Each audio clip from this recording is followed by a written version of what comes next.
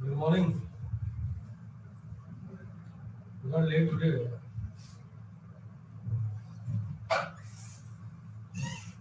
Good morning to everybody. Now today again the MMPH002, the Human Resource Development. And now today we have to discuss about the block 2, the managing HRD.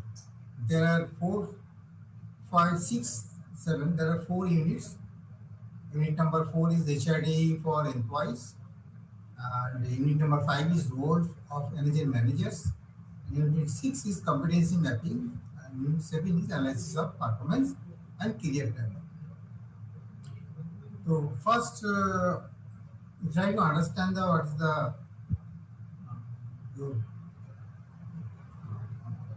HRD for employees, and this unit that we have where we have to see it that HRD conceptual idea, meaning of the definition of the HRD for managers, and the different function of the HRD department. For the and the role of the basically the role of the employee, that part also we have to see it. Now, and the unit number 6 is the competency mapping. That subsequently we have to see it. So,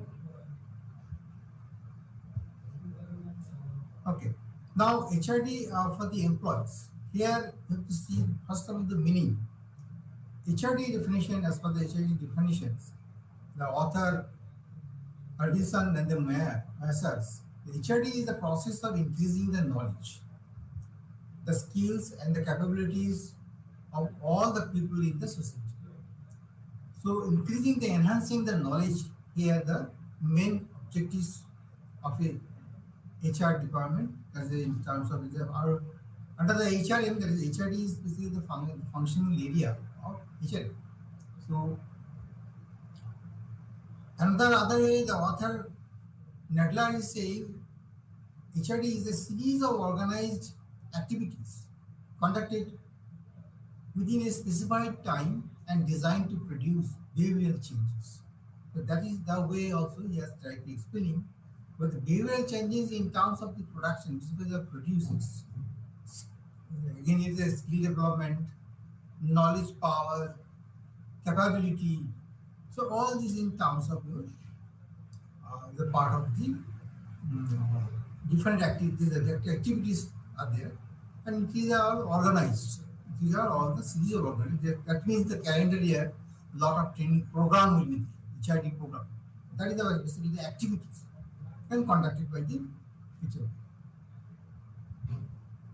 Now, other way also there is various where the definitions are saying. I'm just collected and try to explain the one by one all the type of definitions so that it can be covered in all the ways. We can remember the things. HRD is a systematic expansion of people's work-related abilities, focused on the attainment of both organizational and personal goals. So, as you know, the organizations there are two things. One, the part of organization, we can say there is a the macro level, and the individual employees. That is, we can say it is a micro level. So, both the way development is different. Then, in totality, are we can say the overall development. Another Lincoln and the Charles White, he has described that the discipline of HRD is the study of how individual and group in organizations changes through learning. So there are so many ways we can define HRD. So in one sentence, we can say the HRD basically the through this learning process developed. So developed in terms of your the knowledge. So HRD is a comprehensive learning system for the release of the organization's human potential. A system that includes both various classroom, then mediate stimulated learning experiences and experimental on-the-job experiences that are geared to the organizational reason for survival. This is another they are saying, another authors are there saying this. Smith, he is also saying another way, HRD consists of the programs and activities. Just now I described there is a calendar year, lot of training programs. So HRD consists of programs and activities, direct and indirect, instructional and individual that positively affect the development of the individuals and the productivity of the profit of the organizations. So there's a lot of definitions are there, HRD's definitions. Then organizational learning experiences provided by the employees within a specified period and time to bring about the possibility of the performance improvement and the personal growth. Here you see all the authors ultimately they are defined in various ways, even though the main motto and target is improvement, the overall development and improvement in all respects. So HRD is about the advancement of the knowledge, skills, and competencies, and the improved behavior of the people within the organizations for both their personal and professional use. So I think it is sufficient for the understanding the definitions. So almost different authors, different way of they are saying. So we should learn, we should understand the things, how what the HRD means. HRD again, the process of the determining the optimum method of the developing and improving the human resources of the organizations and the systematic improvement of the performance and the productivity of the employees through training, education, and development leaderships for the mutual attainment of the organizational and the personal goals. So authors we can say. Now, now slowly we are targeting basically in the strategic point of view.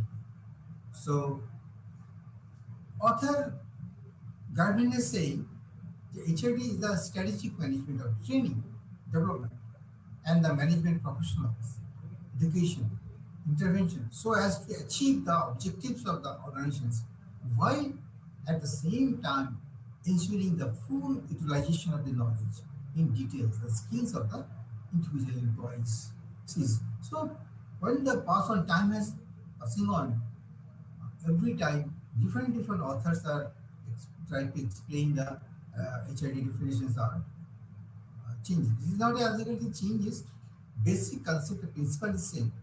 Only they are trying to add on the things and defining the things. Now, the purpose of the HRD is to enhance learning, human potential, and high performance in work-related environment. Then McLean and they are saying you see the year-wise you actually you see the this is 1991 if I go back to the particular previous slides you see there are 1991 then 99 and 200 so when it is a by the virtue of the time is passing year by year the definition is also little bit changing they are modifying the definitions also HRD is now in a process of activity that either initially or over the long term has the potential to develop the adults. Now, here is another aspect is that developed adults, work-based knowledge, expertise, productivity, and satisfactions, whether for personal or group, good gain for all the benefits of the organizations, community, nation, and whole of the humanity. So now here you see how the definition are refining and add on the things with a more clarity. So HRD is an organizational process comprising the skillful planning and facilitations of a variety of formal and informal learning and the knowledge process and the exercise experiences primarily but not exclusively in the workplace in order that the organization's progress and the individual potentials can be enhanced through the competence adaptability, collaborations, and knowledge creating the activity of all who work for the organizations. This is 2004. See, the Asian Act was 2004. I have started from the 1990 and onward. Now, by virtue of the 10 15 years, the definitions, pattern of the definitions also change. This is add on lot of things. Now the terms are coming in adaptability, collaboration, competitiveness, knowledge creations that are add on some of the things. HRD can be defined as a set of systematic and planned activities designed by an organization to provide its members with the opportunities to learn necessary skills to meet the current and future job demands. Future job demands. Now another new words that added in the HRD. Now 2005. These are all most latest you see. Now, what he is saying, HRD is defined as both an organizational role and a field of professional practices. The fundamental purpose of the HRD is to contribute to both long-term strategic performance and more immediate performance improvement through ensuring that the organizational member have access to resources for the development, their capacity for the performance and for making meaning of their experience in the context of the organization's needs and the requirement of the jobs. In gist, I can see that is a two things. One of the short-term programs and the long-term program. In the short-term programs, they have to see the immediate performance is required. That improvement part is required to cope up the situations or to improve the productivity. That part. And another part is the long-term process. There you have to see the capacity building and making many of the experiences. Then they can also in a long-term project for keeping in view of the long-term project, they can develop their skills in that. So there are two aspects. One of the short-term process and another long-term process. Now HRD for the managers. HRD is viewed as a subsystem of the large systems. So HRD has a proactive approach and its main role is the development of enabling the capabilities. As I said earlier, the main purpose is to role is development and the capability, the capacity building, capacity development, this part. Now HRD is concerned with process values like trust, openness, explorations, managing conflict, etc. And with reducing the human wastage. There is another aspect is that wastage means optimal utilization of the human resources are very much needed nowadays. So whatever the existing staff, existing peoples are working there, so you have to utilize them in a very judicially and for a perfect way. So that's why your improvement is required. So HRD entails the development of three C's, three parts. The one capabilities, commitment, and cultures. So capability development entails the expanding the person's knowledge and the skill set. Human resource development is concerned with the enhancing the workplace performance. There is another term certainly workplace performance. Means where the people are working, that environment is also an important part.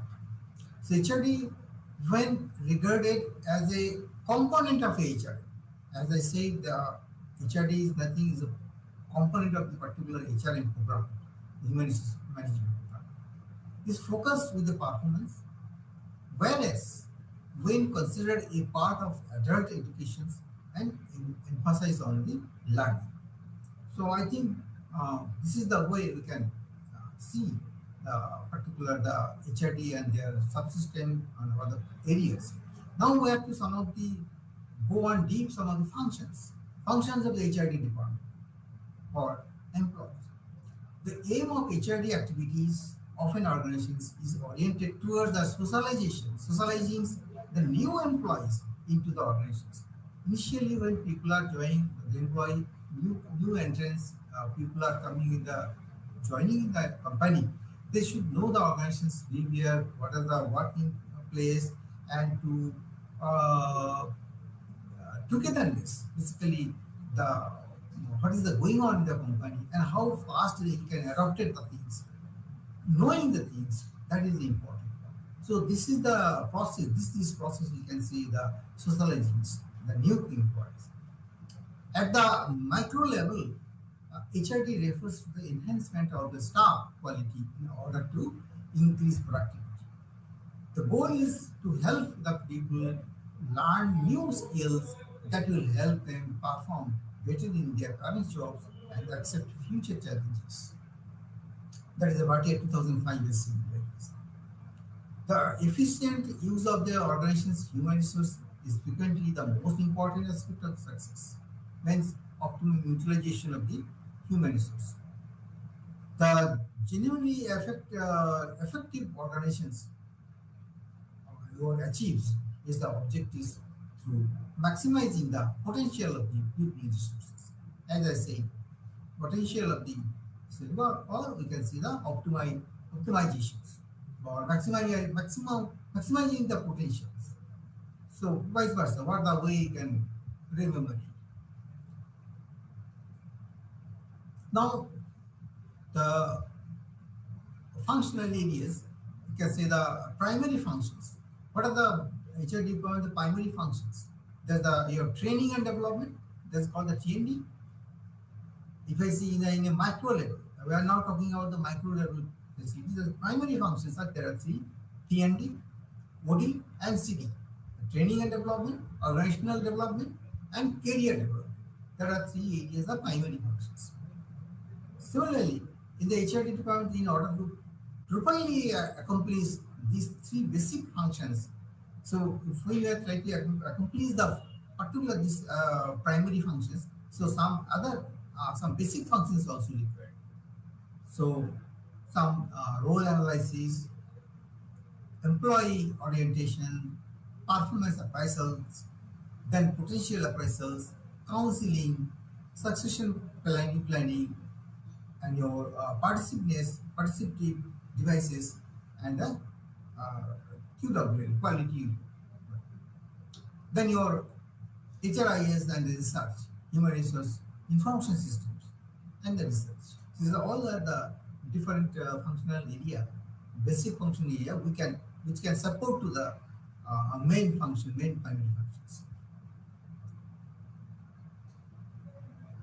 Now this is one of the diagrams in there. There is the HRD employees diagram. Models, some of the models are given. How to models are there. The training, as I said, that there are three areas: the training and development, your career development, and organizational development. There are TD, CD, and OD, and HRD. Now, finally, the secondary roles, the primary functions and the secondary functions. The secondary function, there are role of analysis, development, then performance appraisals, potential. What I have seen in the slides, same thing now. It is in a structured way. Just same thing in a structured manner. Now, primary function of the HRD, now training and development. Now again, coming the particular CD, TD. So in TD there are leadership and executive development, management and supervisory development. There are program are like this way, in the training program like this, and especially for the training and development. There are senior executive level, or you can say the leadership or executive development, management development, supervisory development. Another thing is your organizational development is there, OD in part of OD, and career development. and role is your role analysis things like the basic functions. Anyway. So now coming to unit number 5, there is the role of HR managers, where the introductions are there. We have to discuss the emerging issues faced by the HRD professionals, a role of HRD professionals, and in organizations. Then we have to see, and particularly this the organ. Before the unit number 4, we have discussed about the totally the definition part, HRD, and what are the subsystem, what are the functions that we have discussed, and we are trying to understand what is the HRD as such. Now going to what are the issues that are coming that part, and what are the role of the manager that we have to see. HRD managers play a significant role in the organizations. HRD plays a dynamic role in coping with the changes in the organizations. If any changes are needed or changes are already occurred, in that situation, what the play HRD should play, what the role they have to perform. That is the emerging issues facing the HRD professionals. External business environment, defined in terms of the political, social, economic, technological, and legal environment, along with the internal business process, systems, and work culture process, various challenges to HR and the organizations as a whole. So, externally, we have to see what are the issues. That is the main issues basically. These are all the emerging issues, so called we can say it. These are all the emerging issues in present scenario. Now, challenges. What are the challenges that is encouraging the diversity in the workplace? As we know, and we have seen that globally, not only in India, lot of diversity work in the workplace. People are coming from the rural to urban areas, and then the cities. So every day, new workmen employees are coming for searching the job. They're coming in there. So different work culture, different province language are joining there. So that's why some diversity are enhanced, and diversity are automatically there in the workplace. So that is one of the area, and we have to encourage them uh, to work in that situations. That is one of the challenge areas. Then competing in a global economy, because in the global economy also are up and down are there. So we have some target from every country, every state also there are some target is there. So we have to focus on these things. Reducing competitions mismatches. What are the mismatches there? So that has to be reduced. Maybe in the product wise, maybe in the profit wise, or money exchanges. There are a lot of aspects are there. So try to reducing the things so that competitive can be responsive. Basically. So addressing the requirement for the persistence independent learning, right? Promoting the organizational learning, managing the workforce generations. These all are challenging areas, and where the as a HR manager has to play the main role. Now, a role of the HRD professionals in the organizations. HRD plays a critical role in encouraging the supporting the creation of the learning environment that creates and nurtures the knowledge in the context. Knowledge is the most important source of competitive advantage, because if you are having competitive, want to have a competitive advantage in your organizations, definitely you have to focus on your knowledge power. All the employees should be trained enough. Then operationalizing the HRD for the workers. HRD should consider taking any and all opportunities to demonstrate and investigating in human capital increases the value of the company by increasing the leadership capacity. Shared responsibility for ongoing organizational development and renewal and the ability to change quickly.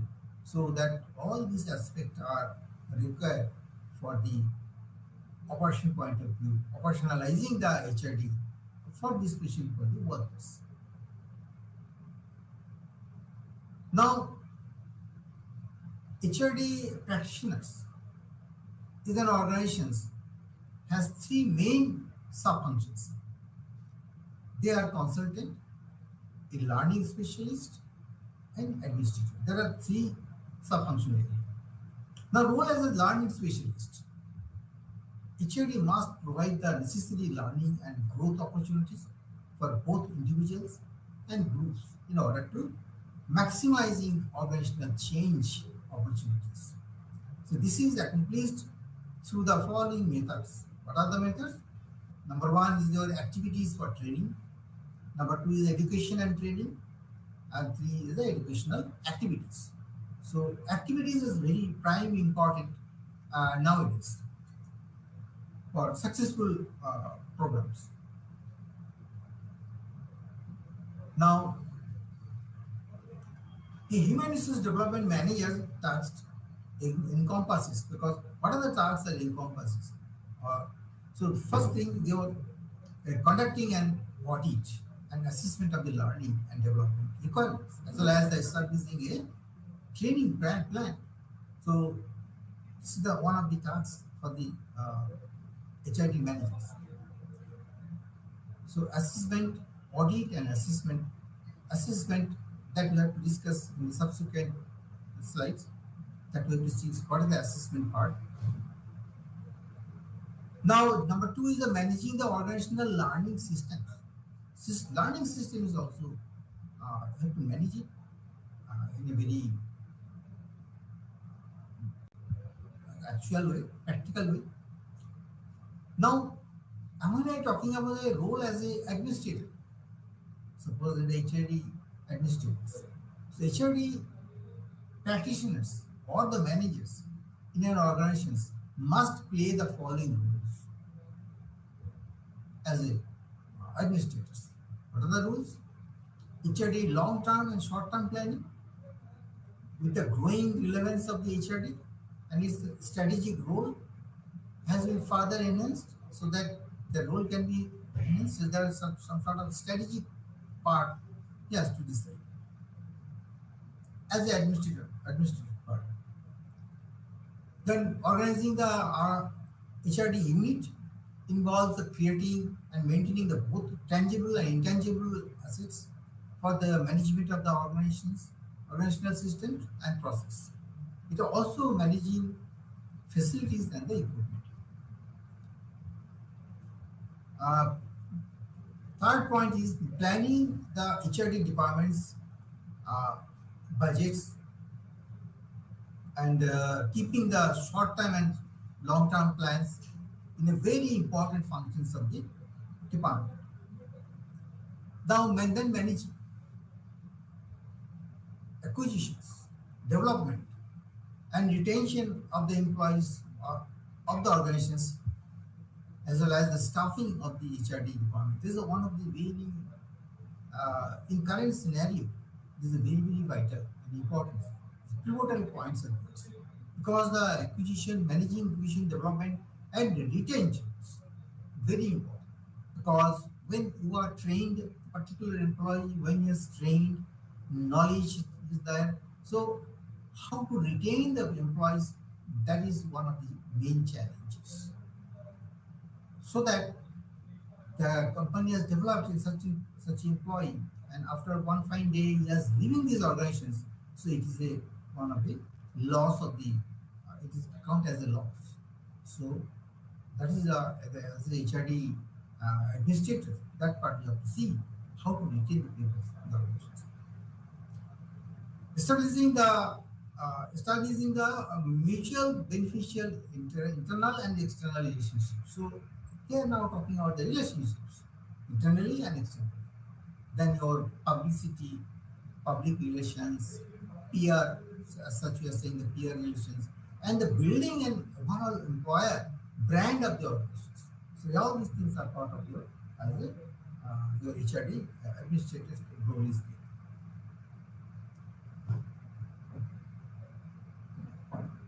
Role as a consultant. Now role as a consultant of HRD manager is first and foremost the line manager of a staff related organizational unit or department. Second is the HRD manager act as a consultant to the company's chief executive officers, assisting line management in is resolving the personal productivity and organizational issues.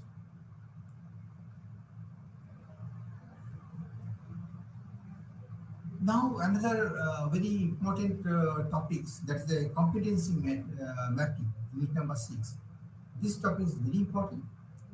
Where we have to see what are the different process for competency mapping, how to judge, how to measure the things. That is important.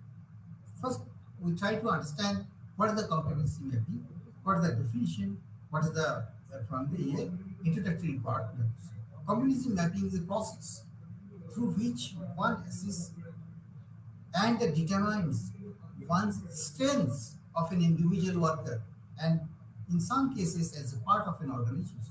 So two things are very important. You have to assess, you have to see the strength of individual worker in terms of his capability, in terms of his adaptability, knowledge wise, how where he stands for. So this is one of the important, and as a part of it, your organization also. So in generally examines two areas, whether emotional intelligence or we can say the emotional quotients, that is EQ, and one of the strength. Another strength of the individual is area like team, structure, leadership skills, decision making. That is one of the another part. So the value of the competency mapping and identifying the emotional strengths is that many employers now purposefully screen employees to hire the people with specific competencies. During the time of interview and the selection process, that time also they have to screening the employees EQ through some aptitude test or some of the questions in such a way they are trying to identify their emotional strengths, where they stand for these things, which are really affecting his individual, the organizations, and from the overall productivity. So initially they are screening the things, specific competencies they have to try to find out. Mansfield 2004 has presented a broader view of the competency with words, some of the words. What it says, competent people are those who followed rules and procedures without questions.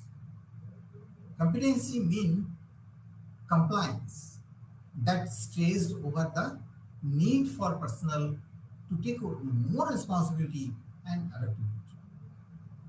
She also acknowledged three different uses of the competence.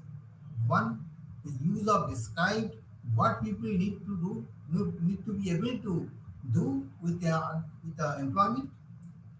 Number two is used to describe what currently happens, and three is used to describe what people are like.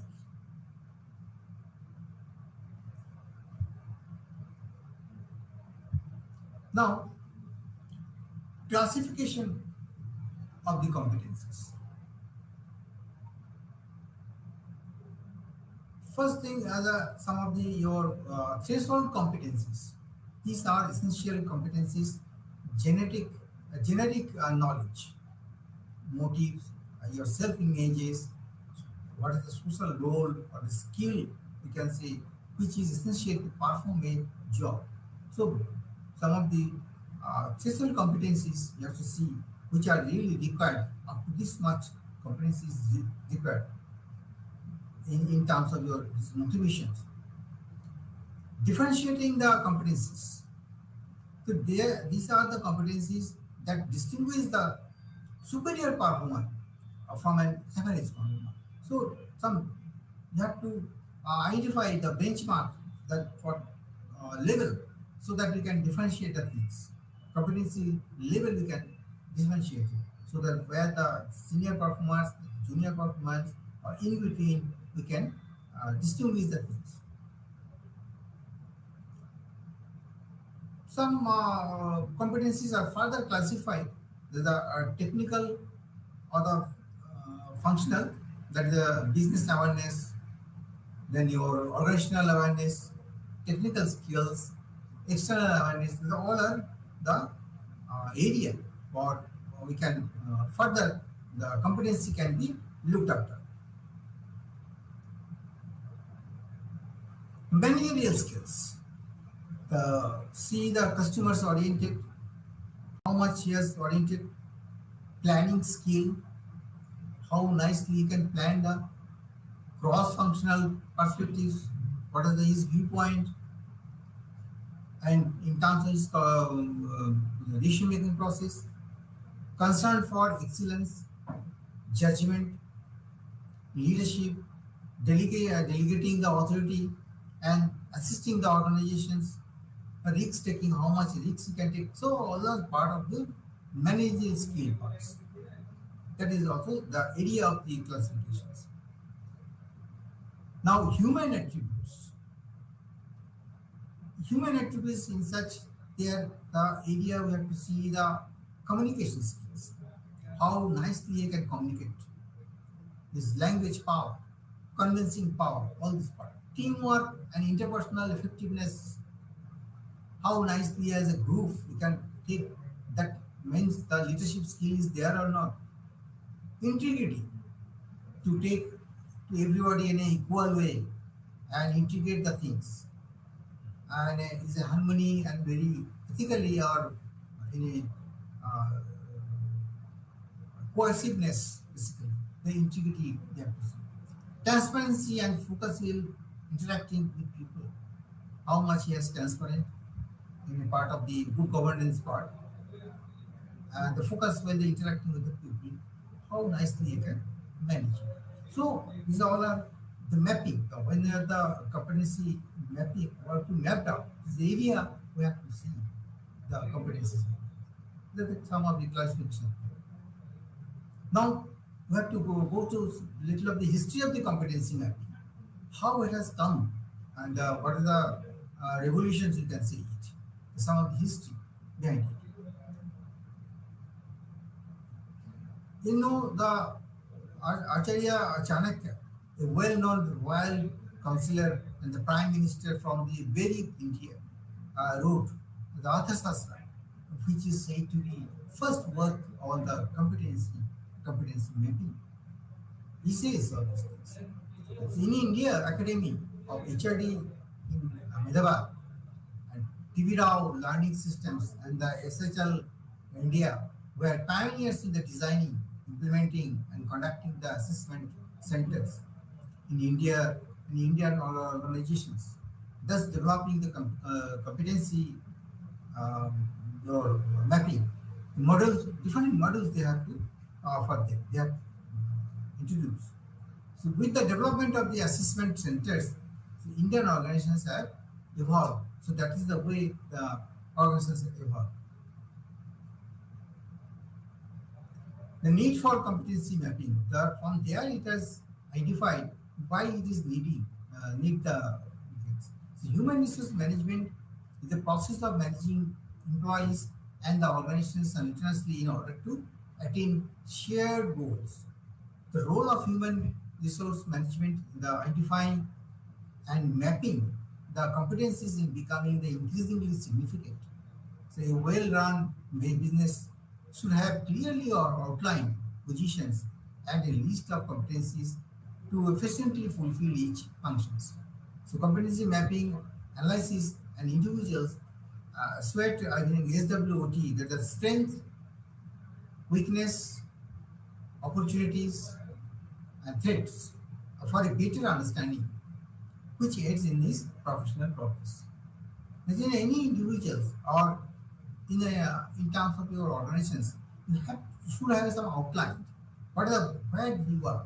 You have to list out from individual all the employees list out where they are. What is their competency and efficiency levels in term in particular their functions areas. They have these capabilities or not. That analysis are really needed. Then only you can enhance the his knowledge. First of all, identification is very much needed. Uh, SWOT, that is strength, weakness, opportunity, and your threat. That is individually and organizational wise. The free individual should have some strength is there. They have some weakness also there. So that has to be identified. Now, significance of the competency mapping. Competency mapping enables the finding of the subjective knowledge and skills, behavior, and capacities necessary for the current and future workforce selections in accordance with the institutional priorities aligned with the changes. Because when the new projects are coming or new environment situations, so keeping on view of this situation at that time, what type of skill is required, what type of behavior pattern is required, that capacity you have to build up your existing staff, or you can hire the people accordingly. So the analysis can assist in developing the workforce development programs to close the existing gap between the competencies required for job roles and the institutions. Here I can say it will be something because present scenario. So employees has to be marketable. Those who are coming from the in the institutions and the demand for the industry demand, some lot of gaps are there. That bridge has to be complete so that some bridging is required. So that competency levels, maybe in the institution levels, the students can learn so that when they are be pass out in coming in the power market, so they should be marketable and the industry demand can be met. So that's why it is not only the organizations and individual companies that we looked over, institutions also has to be seen. The capacity the students are really they are developing or not. So it is in respect of the your institution, the capacity competency mapping are very much required in the institutions also. It's very much significant in the area so that in the organizational levels they can enhance their power, they can enhance their skill depending on the particular areas. So basic area knowledge they can then only they can perform the better. So that's why the role of the institutions. They should have some programs to be there. Significance of the competency mapping. What are the significance? Once competencies are determined, the institutions can assess the appropriate training program. So once you have already identified this is the area are to be developed, so accordingly appropriate training program has to be decided. Projected outcomes can be enhance the key performance areas basically, and mapping the employees or the organizational skill gap analysis. This is called the gap analysis with the relevant learning objects is critical and accordingly have to develop. Now competency mapping and the accompanying gap detections process provide the institutions with tools that allow them to focus on the specific knowledge area and abilities and acquire the immediate actions. So immediate actions has to be taken up. Assist in the development of competencies throughout the career planning. Is not only a dynamic process, or not only the one time, maybe time periodically, or maybe annually or biannually. So they have to develop and change the required. The training program has to be accordingly best fit to be required. So competency mapping is a function of the HRD, the aids of this. So staff selections, growth and performance evaluations in the university teaching profession. Just now I tried to highlight the things and emphasis is the things. the performance evaluations in the university teaching professions. So the government institutions, organizations are always working to improve the institutional standards, educational quality, and instructor effectiveness. So the established competency mapping skill will be a highly valuable tool for the your employee uh, development initiatives. Now, some of the models we have been talking about, some of the models are there. So, competency models or the framework, we can say that this a framework is there, is a complete collection of the competency clusters, competencies, and the behavioral indicators to integrate all the behavioral indicators that apply to various positions at all the levels of the organization. The degree of proficiency in each skill of the individual is measured against the performance benchmark specified by the relevant institutions. So proficiency is one of the important part. So now proficiency is denoted by how such a particular competency a role holder must have uh, master by which the we will be able to produce the superior results. So generally there are five levels of proficiency we are saying are particular the beginnings, the employee response is less reactive by the nature that you have to see. Elementary, when within this own zone or the influence, the control of the employee's response satisfactory and is the aware of his requirement. So that is the elementary part, and another is intermediate. Intermediate is basically the employees makes effort to exceed beyond the required expectations, has a broader perspective, responds to all situations, analyzes it, and perform the above the required standards. So there are three is there, another two is there. That next slide we can see advanced. Employee proactively uh, proactively responds to all situations and generally performs consistently above the requirements of the standards. So out of the box, maybe some what are the you are targeting that above the requirement they should have a capacity they should to build up expert. It shows the exceptional foresight creates a motivating learning environment to deliver exceeding the desired level of performance. So, so improvement expert we can say where he knows everything and above the order we can also give some of the more delivering the capacity is enhanced, already enhanced. So each proficiency level is specially defined through the behavioral descriptors. Some descriptors are there, behavioral descriptors where it can be logged and we can say it.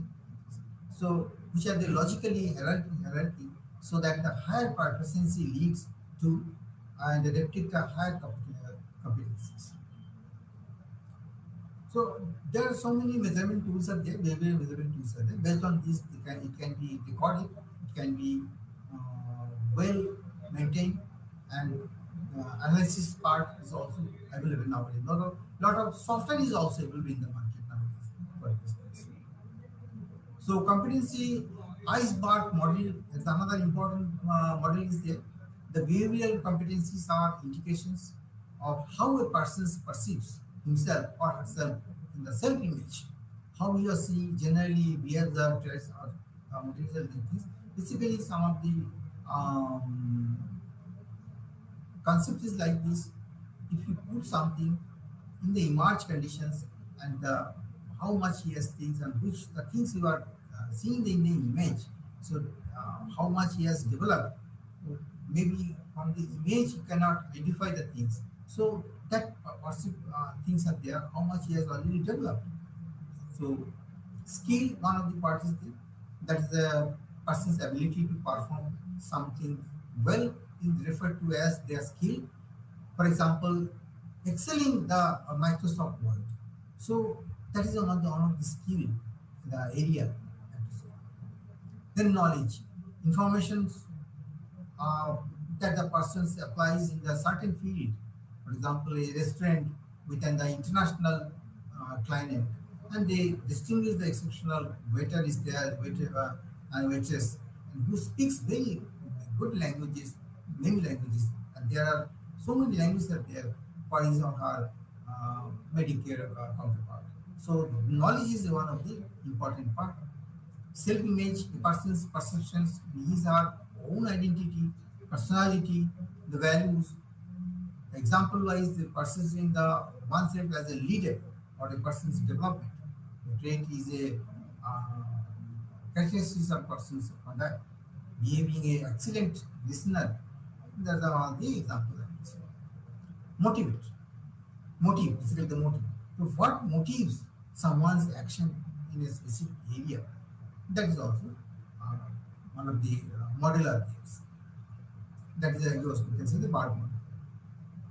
Now, historic competency, historically see the competency model are there. There's professional ability, there's a knowledge, and in such the professional ability, there we can see the knowledge-based capacity capabilities, the skills, and the managerial domains, and they are also identified by their functional abilities. Social maturity, this called the SQ. So KQ, SQ. SQ is social maturity, which is comprised of an individual's personality. Social maturity is a difficult concept to grasp. How what the way he has the concept is how much he has in a difficult conditions uh, we have to judge it. So SQ would be the synonymous with the social responsibility. So we can say the social responsible, ethical, humane, and the personal moral. We can somewhat the equivalent of the SQ. We can say it. Social maturity SQ. So which is comprised of an individual's personality, social maturity in a difficult concept to grasp. SQ should be things.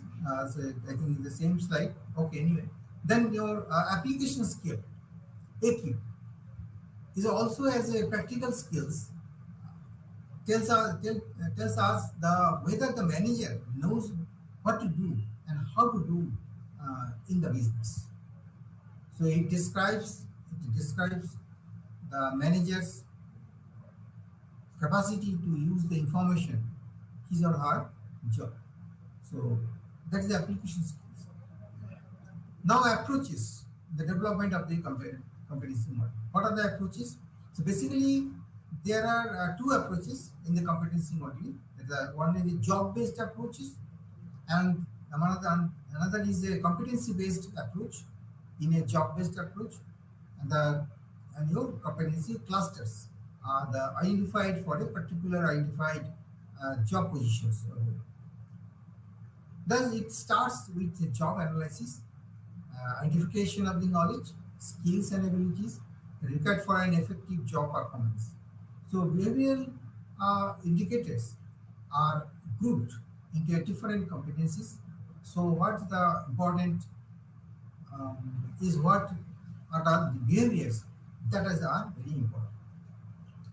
So, here we are talking about the approaches. Now, the core competency in the model is based on the mission, and the value system of the organizations. So there are three things based on this. We can say first step is the profiling of the organizations. So you have to profile first. We have to see the organization's profile. So that is the first step. Second step is roles or the job profiles. The detailed job analysis may be done, which include the both job descriptions defined in terms of the knowledge, skills, abilities. Third step is your identification of the performance indicators. This is the done 2 or 3 stages. Now, fourth step is the superior perspectives of the performance. And finally, fifth step is the compilations. This is the most uh, cumbrance, cumbersome and complex process, tagging exercise, for compilations of all these things. But anyhow, we have to keep it. so that for fulfilling the things, then defining the competency, and finally the finalization and the validation of the model. That model has to be validated. Now, food identifies the competencies. So, competency mapping is an activity that may be completed by a large group of the individuals. It is critical to have a conceptual background and understanding the company, knowledge of business, organization, management, behavioral sciences in advantages. So HR managers, management graduates, and the applied psychologists are also well qualified for the job. So most universities and the specialties in the human resource teach the applicants to be acquiring these things. Now, competencies can be identified by one or more of the persons listed below. Experts in the particular field, I mean, who can judge things? Who can identify the competencies? That is, experts in the particular field who can easily identify the competencies. Then HR professionals, job analysts, psychologists, industrialists, line managers, current and the past leaders, supervisors, reporting and the reviewing officers, and internal customers. So these are all identifies the competencies. Assessment centers. Now coming to assessment centers, this is one of the centers. This technique basically selection was first used basically in the military, and then afterwards it is in the corporate level, also corporate sphere. It is already well versed now, this thing assessment part, and now most of the organizations they have a now assessment center is there. Basically, it's a database where you can keep all the record, basically, and then time to time you can analysis part, R&D purposes also.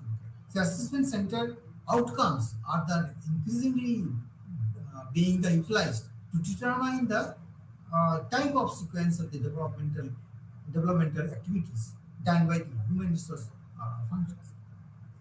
Assessment centers give a profile of each individual's strengths and the limitations. Assessment center is just a tool or procedure that organizations employ to choose the qualified individuals for the certain roles. So we can understand what are the functionality and how much benefits are there from the assessment centers. Now, assessment center and the designing and the assessment center, that there are various steps of this involved. Deciding the purpose, identifying the characteristics of the dimensions or the dimensions of the measures, identifying the assessment tools of the techniques, like this. The most common ones are the basket experience exercise, role play, leaderness, group discussions, behavioral driven interview, overall presentations, written case studies, case analysis are the part of your assessment part. Then establishing the linkage with the characteristics and the competencies. Okay, what are the characteristics and what are the competencies? That linkages are required. So through this assessment center that we can do these things. Pilot test of the validations. So a lot of test procedure there to validate the design, and the pilot run is all in 2 or 3 assessment centers is required. So basically the conformity, because what the things are going on, these all are to be tested. And in a pilot form, then after that. So design and the assessment formats, assessors and are supposed to notice and document essential behaviors display are for the candidate person evaluating the behavior. So some standards assessment template can be done.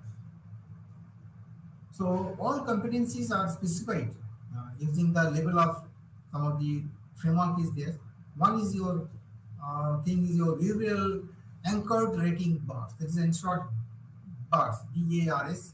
The bars detects the observable behaviors, and that differentiate between the effective or bad performance. You can identify the things. And based on this, you can point out the scales.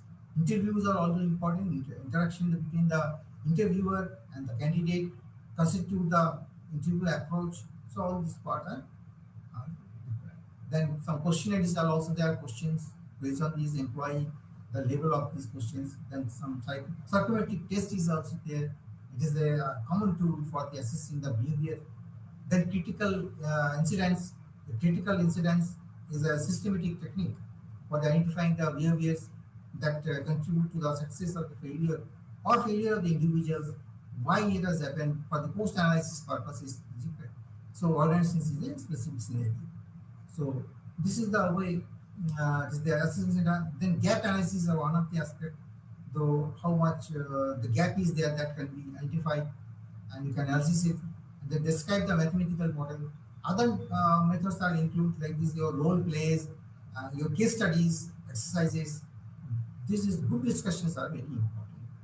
So hence, we can say the we can conclusion in that way the competency mapping is one of the most accurate method for determining the individual's work, and we can see the behavioral competencies in the organization. So after going through this, now we can understand the competency mapping, how much it is related to the development of organizations, and obviously it is a part of your HRD part, and then only you can see the individuals record are required.